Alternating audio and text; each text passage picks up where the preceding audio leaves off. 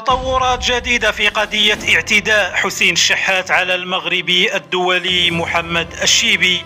جدل كبير ذلك الذي أعقب رفض نادي الأهلي المصري البحث عن حلول ودية في قضية لاعبها حسين الشحات المتابع في القضاء المدني على خلفية اعتدائه على الدولي المغربي محمد الشيبي لاعب فريق بيراميدز. هذا وارتباطا بالموضوع أوضح سعد شلبي المدير التنفيذي لنادي الأهلي المصري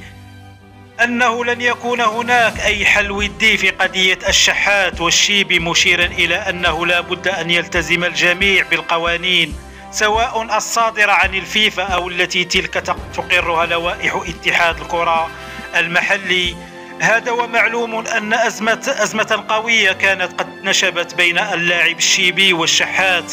مع نهاية الموسم الماضي بعد إقدام هذا الأخير على صفع لاعب بيراميدز اضطر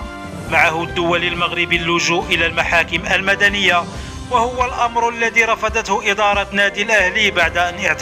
اعتبرته مخالفا لقوانين الفيفا. ومن جانبه خضع الدولي المغربي محمد الشيبي لاعب بيراميدز للتحقيق أمام لجنة الانضباط بالاتحاد المصري لكرة القدم في أعقاب شكاية تقدم بها ضده نادي الأهلي تضامنا مع لاعبه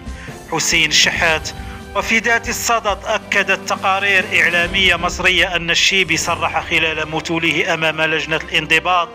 التابعة لاتحاد كرة القدم المحلي أنه كان ينتظر الحصول على حقه،